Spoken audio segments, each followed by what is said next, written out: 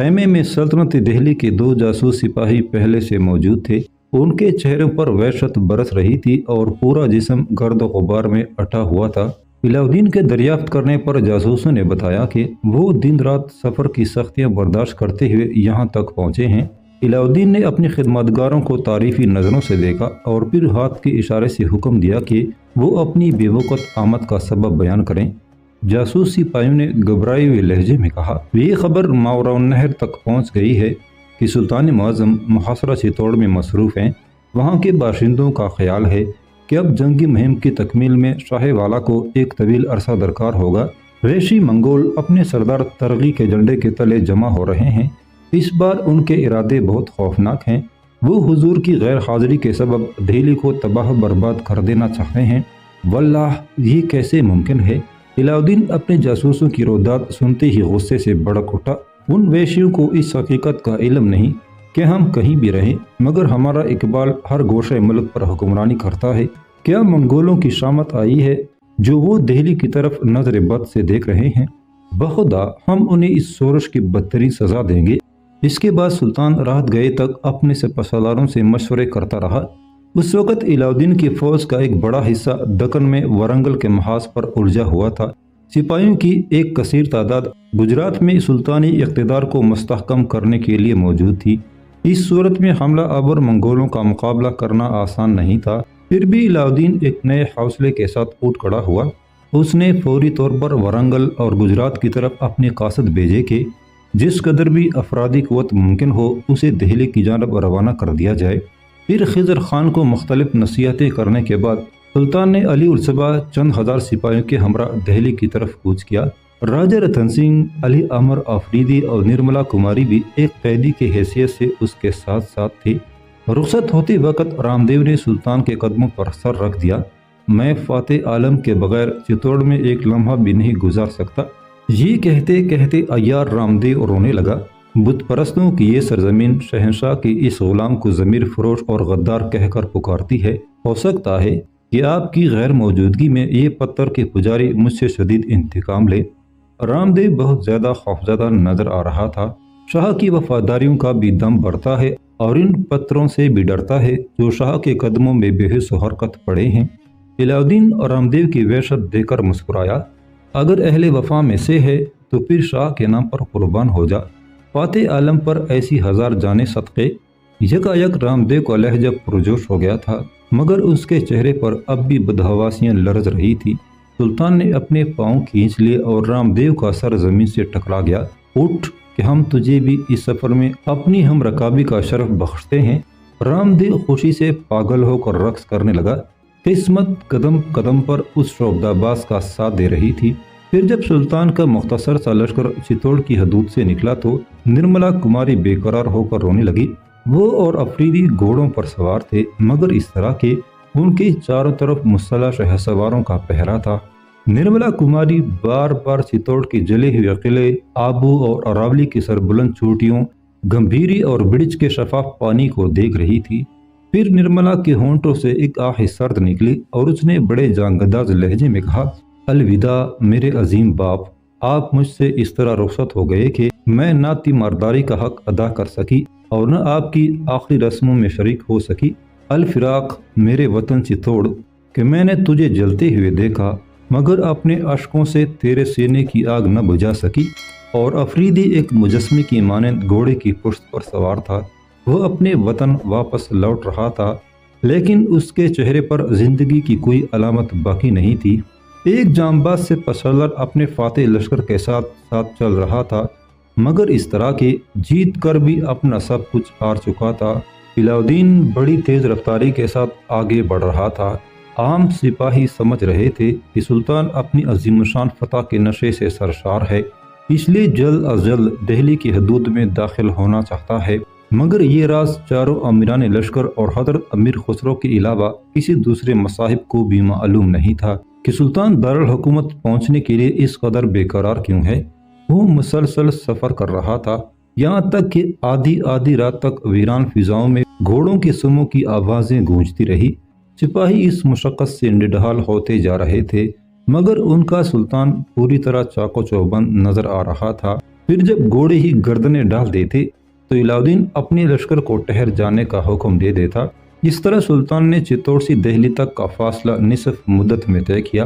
دارالسلطنت پہنچنے سے پہلے چند برق رفتار سپاہی قصر ہزار ستون میں داخل ہو چکے تھے اور تمام اہالیان شہر کو اطلاع دی جا چکی تھی کہ سلطان معظم ایک یادگار فتح حاصل کرنے کے بعد دہلی لوٹ رہے ہیں۔ یہ خبر سن کر محلات شاہی میں جشن نشاط کا سا سما پیدا ہو گیا۔ حکومت کے تمام وزراء، سردار، خدمتگار اور سپاہی قطار در قطار اس سمت میں روانہ ہو گئے جدھر سے علاؤدین کا سرخرو لشکر آنے والا تھا۔ تقریباً دہلی سے 15 میل دور وفاداران سلطنت نے سلطان کا استقبال کیا۔ منزل قریب آنے سے پہلے علاؤدین نے ملک نصرت خان کو حکم دیا تھا کہ وہ راجہ رتن سنگھ کے گلے میں لوہے کا کڑا ڈال دے اور اسے ہلکی سی زنجیریں پہنا دے۔ حکم شاہی سن کر رتن سنگھ نے گرانہ لہجے میں سلطان سے درخواست کی تھی۔ شاہ والا، ساری دنیا جانتی ہے کہ رتن سنگھ شکست کا گیا ہے اور اس کے تخت پر سلطان علاؤدین خلجی نے قبضہ کر لیا، پھر میرے ساتھ یہ غلامانہ سلوک کیوں؟ دیکھنے والی آنکھیں خود ہی اندازہ کر لیں گی کہ مجھے ایک قیدی کی حیثیت سے لایا جا رہا ہے، پھر میرے لیے نیا سامان رسوائی کیوں؟ علاؤدین رتن سنگھ کی التجا سن کر مسکرایا۔ زندگی کی جنگ میں ہار جانے والے لوگ اس طرح کے مطالبات نہیں کرتے۔ تیرا جرم تو بہت سنگین تھا، مگر یہ ہمارا مزاج کرم ہے کہ ہم نے سخت محاسبہ نہیں کیا۔ اگر ہم اپنے فطری جلال و قہر کی طرف لوٹ آتے تو ساری دنیا دیکھ رہی ہوتی کہ تجھے ہمارے گھوڑے سے باندھ دیا جاتا، زنجیر ہمارے ہاتھ میں ہوتی اور تیرا جسم پتریلی شہراؤں پر گھسٹ رہا ہوتا۔ یہ تو تیری غلامی کی کم سے کم سزا ہے جو ہم نے تجویز کی ہے۔ رتن سنگھ مسلسل گڑ گڑاتا رہا مگر علاؤدین نے اس کی ایک نہیں سنی۔ راجپوت سمراٹ کی گردن میں آہنی توک ڈال دیا گیا اور اسے اتنی ہلکی زنجیریں پہنا دی گئیں جن کا بوجھ آسانی سے اٹھایا جا سکتا تھا۔ شاہی روب و جلال برقرار رکھنے کے لیے ضروری ہے کہ آقا اور غلام کے درمیان ایک نمایاں لکیر کھینچ دی جائے۔ ہماری رعایا سوال کر سکتی ہے کہ ہم ان کے لیے چتور سے کیا سوغات لے کر آئے۔ ہم نہیں چاہتے کہ انہیں زبانی جواب دیں، ہماری خواہش ہے کہ وہ خود اپنی آنکھوں سے تجھے پاپا زنجیر دیکھیں۔ اذیت و کرب کے احساس سے رتن سنگھ کا چہرہ مسخ ہو گیا اور پھر وہ دہلی کے حدود میں اس طرح داخل ہوا کہ اس کی زنجیر ملک نصرت خان کے ہاتھ میں تھی اور ملک نصرت خان علاؤدین کے بائیں ہاتھ پر چند قدم کے فاصلے سے چل رہا تھا۔ پھر وہ منزل بھی آ گئی جب علاؤدین نے اس انسانی ہجوم کی طرف دیکھا جو اپنے شاہ کا استقبال کرنے کے لیے گھروں سے نکل کڑا ہوا تھا۔ اہل شہر بہت زیادہ پرجوش تھے اور فلک شگاف نعروں کے ساتھ سلطان کی درازی عمر اور بلند اقبالی کے لیے انتہائی جذباتی کلمات استعمال کر رہے تھے۔ عام رعایا کو ایک مخصوص دائرے میں رکھنے کے لیے بہت سخت اقدامات کیے گئے تھے، ورنہ چتور کی فتح کی خبر سن کر عوام اس قدر وارفتہ ہو گئے تھے کہ دہلی سے بہت دور جا کر اپنے حکمران کا استقبال کرنا چاہتے تھے۔ عمرائے سلطنت رعایا کی اس دلی کیفیت سے باخبر تھے، مگر انہوں نے نظم و ضبط برقرار رکھنے کے لیے حد بندی کر دی تھی اور نقیبوں کے ذریعے اعلان کرا دیا تھا کہ تمام لوگ اپنے جذبات پر قابو رکھیں، سلطان کا دیدار کریں اور خاموشی کے ساتھ واپس لوٹ جائیں۔ اسی احتیاط کے پیش نظر فوج کے سپاہی اگلی صفوں میں نمایاں تھے اور بار بار عوام کو پرسکون رہنے کی تلقین کر رہے تھے۔ جب سلطان کا گھوڑا ہجوم کے قریب آ کر رکا تو نعروں کا ایسا شور بلند ہوا کہ قرب و جوار کی فضائیں تک گونج اٹھیں۔ علاؤدین نے اپنی شمشیر بے نیام کی اور تیز آواز میں بولا، سلطنت خلجی کے وفاداروں، غور سے دیکھو کہ تمہارے شاہ کی تلوار سے سرکش راجپوتوں کا خون بہہ رہا ہے۔ شاہی نقیب انسانی ہجوم میں دور دور تک پھیلے ہوئے تھے۔ جیسے ہی سلطان کی زبان سے کوئی جملہ ادا ہوتا، وہ جملہ عوام تک منتقل کرنے کے لیے بلند آواز میں دہرایا جاتا۔ جب علاؤدین نے اپنی شمشیر بے نیام کر کے فضا میں لہرائی اور نافرمان راجپوتوں کی عبرتناک شکست کا ذکر کیا، عوام بے اختیار ہو کر چیخ اٹھے۔ صاحب جاہ و جلال کی شمشیر اختیار کبھی کسی مجرم کو معاف نہیں کرتی۔ تمہاری سماعتوں نے ابھی تک اتنی بڑی خبر نہیں سنی ہوگی کہ چتور کا ناقابل تسخیر قلعہ اپنی پوری عاجزی کے ساتھ تمہارے شاہ کے قدموں پر جھک گیا۔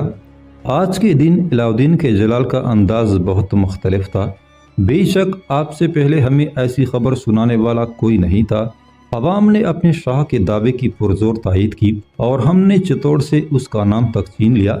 جوش جذبات سے سلطان کا چہرہ تپنے لگا تھا۔ اب وہ خضر آباد ہے، تمہارے محبوب شہزادے کے وقار کی زندہ علامت۔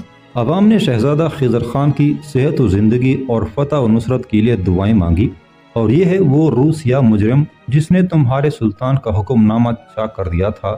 علاء الدین نے اپنی شمشیر کا زاویہ بدل کر راجہ رتن سنگھ کی طرف اشارہ کیا۔ ہم نے اس کی شخصیت کو پارا پارا کر دیا اور اس کے اقتدار کی دھجیاں اڑا دی۔ علاء الدین اپنی رعایا کے دلوں پر ہیبت قائم کرنے کے لیے غرور و تکبر کا مظاہرہ کر رہا تھا۔ سلطان معظم کا احتساب بہت سخت ہے۔ عوام کی پرشور آوازیں گونجنے لگی، ہمارے قہر کی یہ آگ صرف دشمنوں کے لیے ہے، جو بھڑکتی ہے تو اس وقت تک نہیں بجھتی جب تک نافرمانوں کا پورا وجود خاص تر نہ ہو جائے۔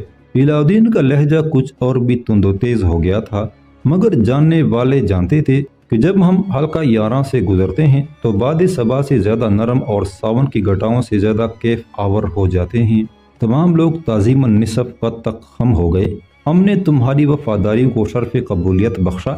یہ کہتے ہوئے علاء الدین نے اپنی تلوار کو اس طرح سیدھا کر دیا جیسے وہ عوام کے سروں پر سایہ فگن ہو۔ جاؤ کہ ہم تمہیں مزید سلامتی اور خوشحالی کی نوید سناتے ہیں۔ اس کے ساتھ ہی سلطان نے حکومت کے ملازمین کی تنخواہوں میں اضافے، غریب لوگوں میں کپڑے اور معمولی نوعیت کے مجرموں کی رہائی کا اعلان کیا۔ ترسے ہوئے لوگوں کے لیے یہ چھوٹی چھوٹی خوشیاں بہت بڑی نعمت تھی۔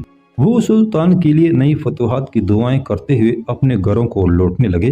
امراء سلطنت اگلی قطار میں دست بستہ کھڑے تھے۔ ملک کافور بھی ان کے درمیان موجود تھا اور بہت زیادہ بے چین نظر آ رہا تھا۔ پھر جیسے ہی فرمان روائے ہند کی مختصر تقریر ختم ہوئی، وہ تیزی سے آگے بڑھا اور سلطان کے قدموں سے لپٹ گیا۔ اس نے بار بار علاء الدین کے جوتوں کو بوسہ دیا۔ تمام وزراء اور عہدیدار ملک کافور کی ان خوش آمدانہ حرکتوں کو انتہائی سکوت کے عالم میں دیکھ رہے تھے۔ ان کے چہرے بے جان مجسموں میں تبدیل ہو گئے تھے اور سانسیں رکی رکی سی محسوس ہوتی تھی۔ کوئی امیر یا وزیر ملک کافور سے خوش نہیں تھا۔ اس وقت بھی ان کے سینوں میں نفرتوں کے طوفان اٹھ رہے تھے، مگر علاء الدین کے خوف سے ہر شخص نے مصلحت کی قبا پہن لی تھی۔ سب کے سب گردنیں جھکائے کھڑے تھے کہ کہیں ان کے چہروں پر ناپسندیدگی کا کوئی عکس نہ ابھر آئے اور پھر وہ بارگاہ شاہی میں معطوب قرار دے دیے جائیں۔ یکایک ملک کافور جھکا اور اس نے علاء الدین کے گھوڑے کے سموں کے نیچے کی خاک اٹھائی اور اپنے چہرے پر ملنے لگا۔ علاء الدین بھی اپنے دوسرے خدمتگاروں کی موجودگی سے بے نیاز صرف ملک کافور کو دیکھے جا رہا تھا۔ اس کی ہونٹوں پر ایک عجیب سی مسکراہٹ تھی۔ آقا، آپ کے جسم پر کوئی خراش تو نہیں آئی؟ ملک کافور نے بڑے والہانہ انداز میں اپنے دونوں ہاتھ پھیلا دیے۔ فاتح عالم، 8 ماہ تک دعائیں مانگتے مانگتے یہ ہاتھ شل ہو گئے ہیں۔ تیری دعائیں قبول ہوئی ملک، مگر تو بھی تو ٹھیک ہے نا؟ علاء الدین نے ایک عجیب سی دل بستگی کے انداز میں اپنے محبوب غلام سے پوچھا۔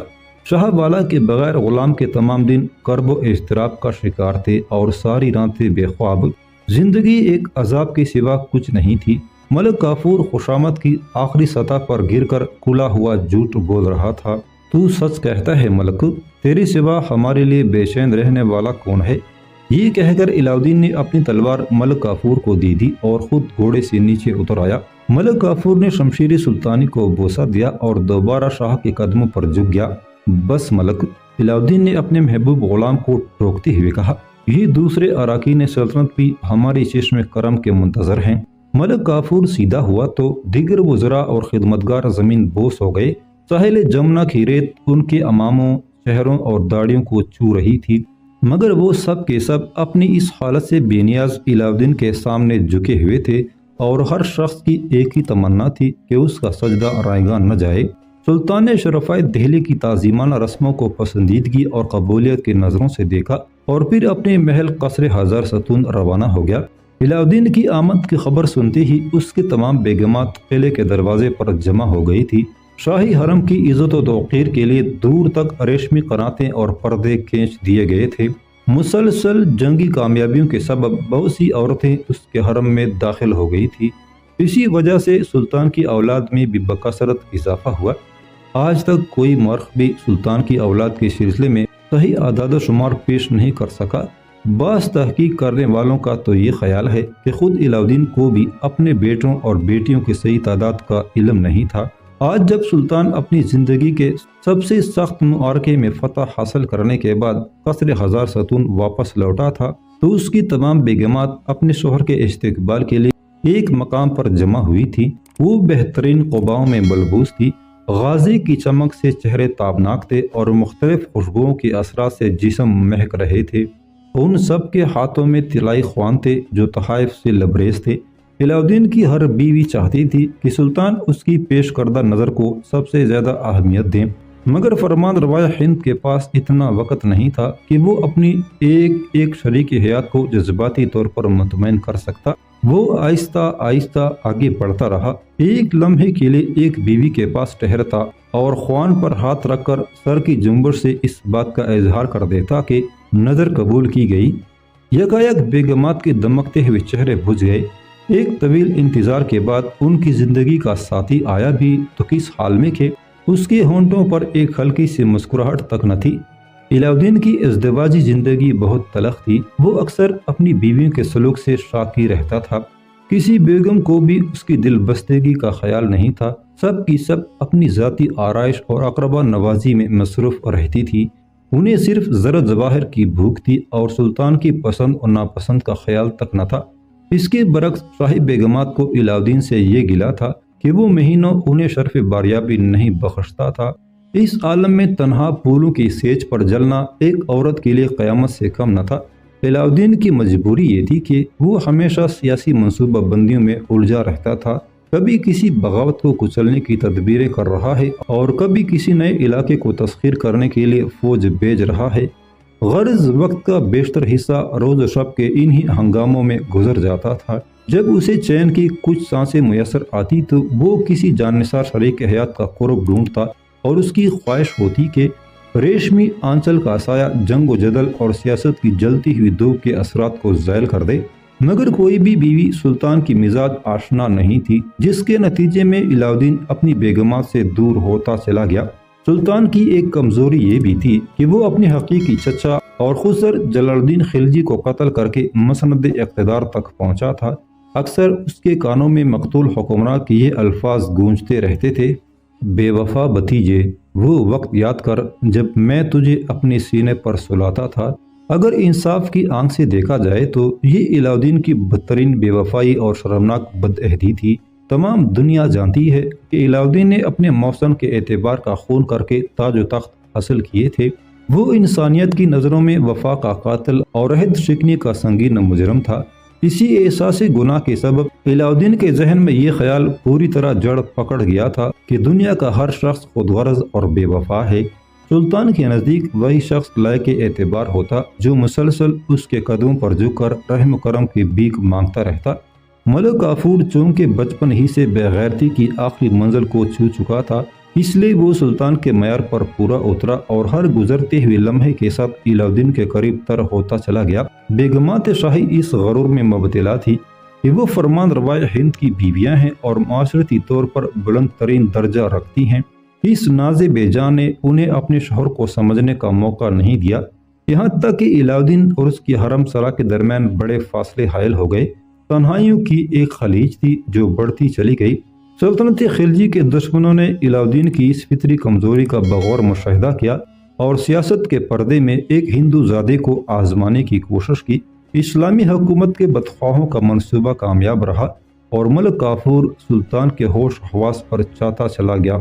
کہنے والے تو یہاں تک کہتے ہیں کہ اگر سلطان اپنی خدائی کا اعلان کرتا تو ملک کافور پہلا شخص ہوتا جو سجدے میں گر کر اقرار کرتا کہ میں علاؤدین کا بندہ ہوں۔